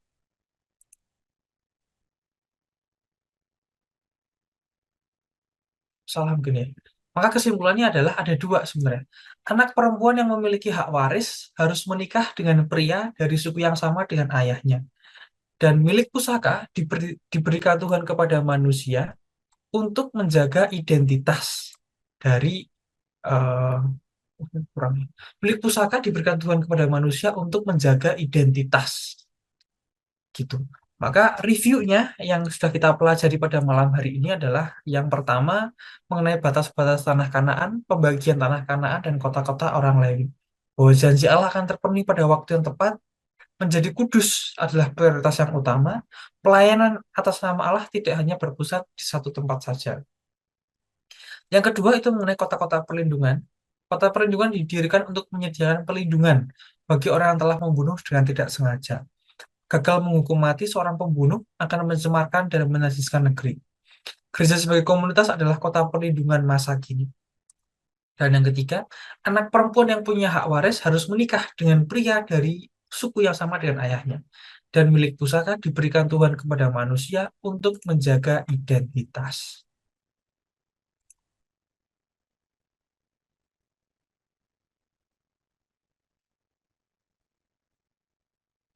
Oke, mungkin sebelum masuk ke review kitab bilangan, ada yang ingin di-sharingkan dulu, atau kita masuk ke review dulu ya? Oke, kita masuk ke review dulu kali, Ko Ricardo. Sebentar.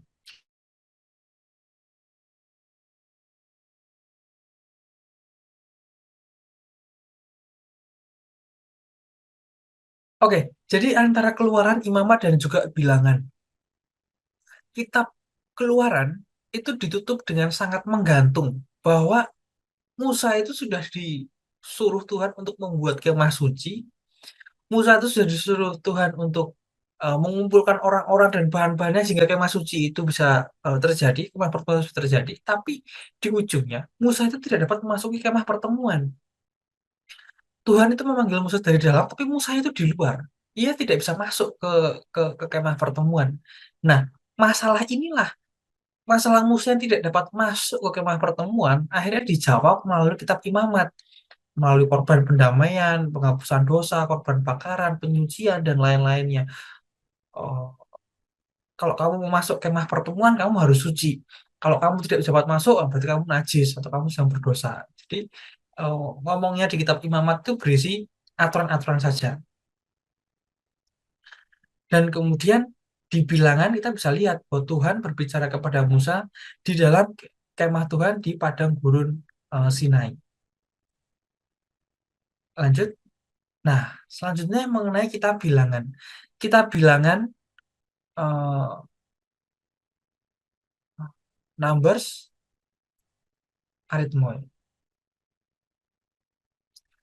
atau nama bahasa Yunaninya, nama bahasa aslinya itu di padang gurun ya, in the desert. Ini berisi perjalanan bangsa Israel sejak keluar kemudian sampai ke tanah terjanji. Siapa namanya Bemibdar ya, Bemibdar ya, di tiba-tiba keinget. CV Bemibdar, gitu. Bemibdar. Jadi di padang gurun artinya. Ada 5 tempat besar dia, yaitu padang gurun Sinai, kemudian perjalanan-perjalanan, padang gurun Paran, kemudian mereka jalan, kemudian selesai di padang gurun Moab. Jadi isinya itu memang di padang gurun aja, in the desert. Dan paling nggak ada 18 ya. Next coba. Benar nggak sih 18? Nah, paling nggak ada 18 eh, kutipan peristiwa yang terjadi di kitab bilangan ini. Kita sudah belajar banyak, mulai bangsa Israel menyeberangi Laut Merah, kemudian Tuhan itu mulai menyemburkan air di Mara, kemudian Israel berkemah di dekat 12 mata air, dan bagaimana bangsa Israel sudah dikasih air, kemudian mereka dapat mana, kemudian mereka minta daging, datanglah burung puyuh, terus eh, Tuhan mewahyukan 10 perintah Allah, dan 10 perintah Allah itu akhirnya dihancurkan oleh Musa gara-gara tidak percaya. Nah, dan sampai akhirnya kitab bilangan ini memisahkan antara generasi yang asli yang baru keluar dari Israel dengan generasi yang baru lahir di perjalanan. Generasi yang baru, generasi yang asli dari Mesir gitu ya. Generasi yang asli dari Mesir itu semuanya mati kecuali Yosua dan Kaleb karena mereka berdosa. Sehingga yang masuk ke tanah terjanji itu hanyalah generasi yang baru. Sebagaimana dulu pernah disampaikan oleh Coach Jos ya, bahwa pencacahan yang kedua, sensus penduduk yang kedua itu menjadi suatu tanda generasi yang baru, suatu angkatan perang yang baru. Seperti Kaleb dan juga Yosua itu kan mereka percaya ya bahwa mereka itu bisa loh untuk masuk ke tanah Moab pada saat itu. Ya, itu ketika di Kades Barnea ya mereka mengirim mata-mata, ada 12 mata-mata itu. Mereka yang percaya bahwa Tuhan itu akan membantu membantu mereka. Tapi 10 mata-mata yang lain ngomong, loh ngapain kita susah-susah masuk ke sana? Kok udah badan yang besar-besar, raksasa, kita nggak yakin bahwa kita bisa menang. Jadi mental pejuangnya itu nggak ada. Mental petarungnya itu nggak ada. Nah, sedangkan anak-anak yang baru lahir di perjalanan, mereka terbiasa dengan mental pejuang, bukan mental budak. Jadi perubahan generasi, perubahan mental, Dan inilah yang Musa perlu lakukan. Next. Nah, next benar bahwa sekalipun bangsa Israel tidak selalu taat hukum Taurat, tapi Tuhan masih tinggal di tengah-tengah mereka, memelihara, memperhatikan, dan menguji umatnya. Next. Brief kita ulangan. Next. Nah, ini konteksnya. Bahwa pergantian generasi, perubahan generasi, itu menandakan suatu perubahan mental. Mereka tuh menjadi orang yang siap untuk berperang. Mereka tuh siap untuk bertarung, berjuang untuk masuk ke tanah Kanaan. Karena perubahan generasi ini, maka Musa tuh menjelaskan lagi Taurat kepada generasi yang baru. Nah, karena itulah konteks atau kitab ulangan ini ada. Nah, mungkin ini Kak Bertus sudah masuk ya. Kak Bertus bisa masuk ke sini, Kak. Kita ulangan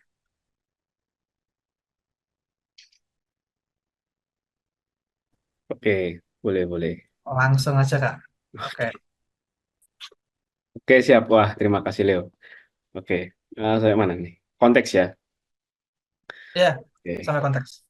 Nah, konteksnya adalah sudah disampaikan Leo sedikit ya, bahwa Musa menjelaskan ulang kitab Taurat itu kepada generasi baru bangsa Israel.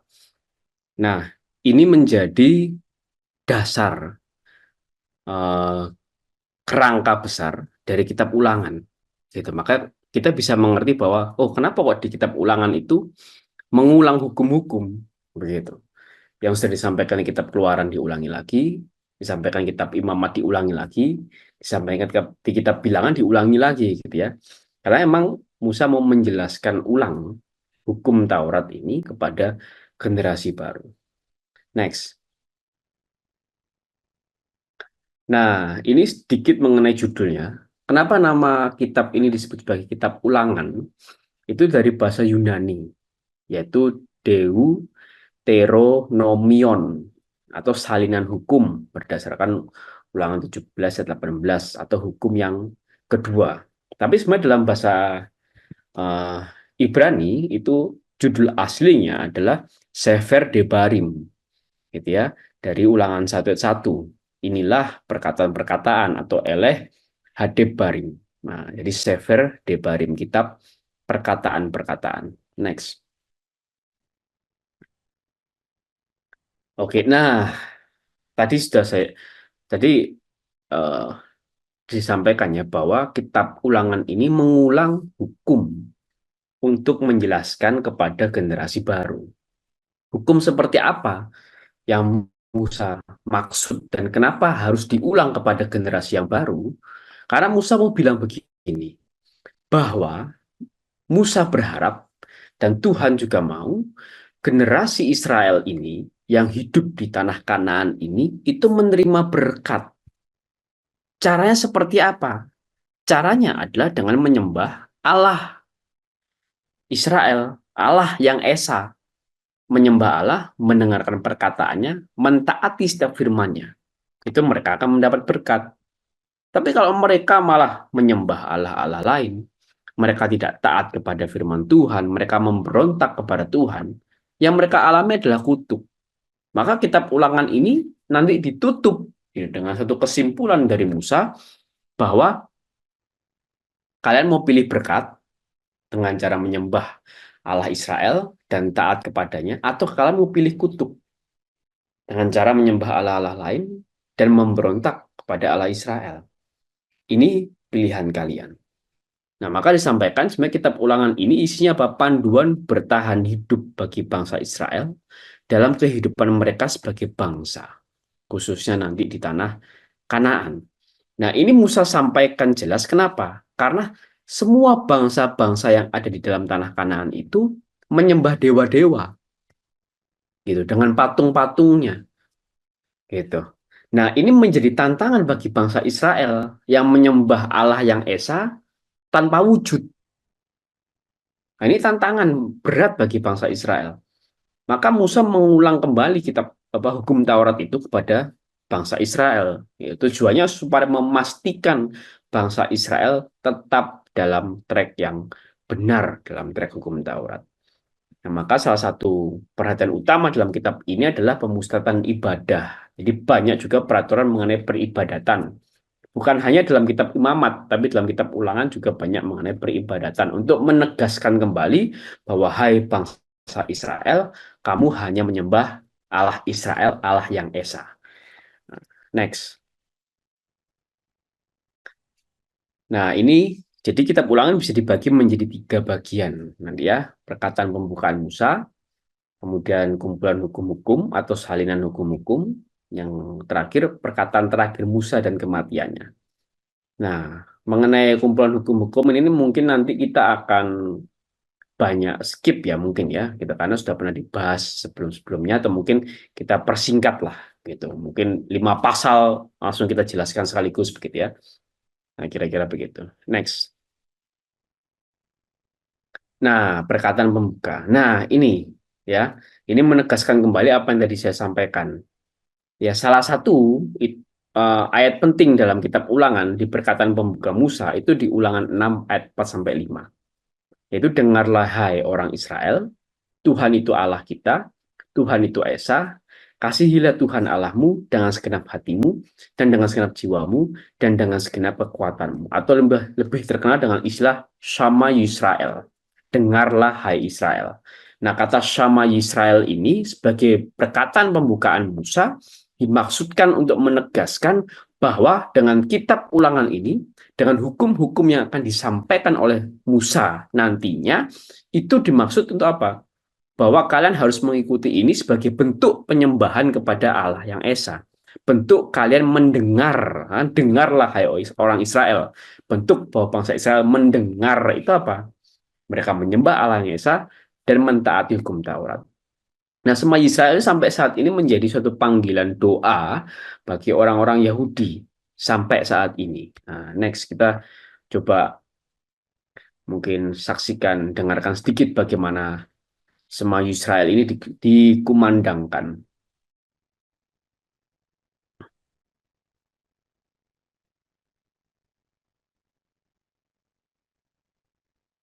Bisa di-play, Ricardo?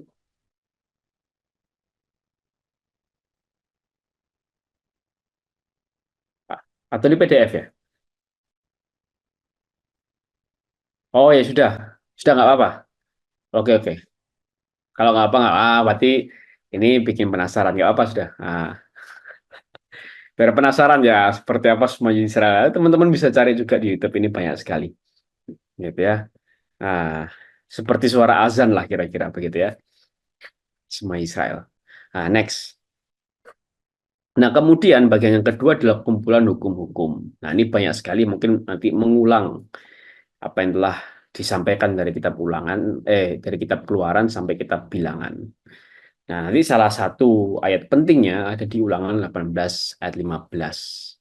Nah, ayat ini menubuatkan mengenai seorang nabi. Jadi seorang nabi, bukan akan datang nabi-nabi, bukan, tapi seorang tunggal, gitu kan, yang nanti mengacu kepada Mesias yang akan hadir di tengah-tengah, bangkit di tengah-tengah seperti Musa, gitu ya. Dan Mesias inilah yang harus didengarkan. Next. Nah, kemudian ditutup dengan pesan terakhir. Tadi untuk menegaskan apa yang saya sampaikan tadi, bahwa pesan terakhir Musa, dan ini pesan yang paling penting dalam kitab Ulangan ini adalah ini. Bagaimana Musa mengatakan bahwa hari ini aku sudah hadapan kepada kamu berkat, kehidupan keberuntungan, atau kutuk, kematian dan kecelakaan. Pilihlah berkat, pilihlah kehidupan, supaya engkau hidup baik engkau maupun keturunanmu dengan mengasihi Tuhan Allahmu, mendengarkan suaranya, Shema lagi ya, mendengarkan suaranya dan berpaut kepadanya. Gitu ya. Nah, tapi Musa di sini juga Musa realistis gitu ya. Dia udah 40 tahun lebih bersama dengan bangsa ini, dia tahu banget karakter bangsa Israel itu seperti apa, maka Musa bilang juga di Ulangan 31, aku juga tahu gitu ya, toh juga pada akhirnya setelah aku mati, kalian juga akan memberontak kepada Tuhan. Nah, begitu juga Musa. Jadi mungkin nadanya ada pesimis gitu ya. Tapi dia realistis gitu karena saking begitu mengenalnya bangsa Israel. Nanti toh juga kalian akan memberontak kepada Tuhan begitu. Tapi di sini Musa juga tidak menyerah begitu saja. Kenapa? Karena akhirnya Musa juga mengatakan, kalau nanti pada akhirnya kalian itu mendapatkan kutuk, begitu ya, kalian dibuang, nah tapi kalian menjadi sadar dalam hatimu, kalian berbalik kepada Tuhan untuk mendengarkan suaranya Shema lagi, gitu ya, dengan segenap hatimu, dengan segenap jiwamu, maka janji Tuhan apa? Tuhan akan memulihkan keadaanmu dan akan menyayangi engkau. Jadi sekalipun Musa begitu realistis terhadap apa yang akan dialami oleh orang Israel, tapi Musa juga masih punya pengharapan yang besar atas pemulihan bangsa Israel. Nah, kemudian diakhiri dengan kata-kata terakhir Musa dan mengenai kematian Musa, yang makamnya pun tidak ada yang mengetahui sampai sekarang, karena Tuhanlah yang menguburkan Musa. Next. Nah, maka kitab Ulangan ini berbicara tentang apa? Kitab Ulangan ini menjelaskan ulang kitab Taurat oleh Musa kepada generasi baru bangsa Israel. Kitab Ulangan ini juga berisi panduan bertahan hidup bagi bangsa Israel dalam kehidupan mereka sebagai bangsa. Dalam hal ini, bangsa Israel dihadapkan pada pilihan untuk memilih berkat atau memilih kutuk. Kemudian juga berisi mengenai pemusatan ibadah, bahwa bangsa Israel ini harus menyembah Allah Israel yang esa, gitu ya, untuk mendapat berkat, gitu kan, dan penyembahannya dipusatkan pada satu tempat. Dan nanti kita akan tahu bahwa tempat ini adalah Yerusalem. Oke, paling sekian dari saya. Saya kembalikan ke moderator, Ricardo, monggo silakan.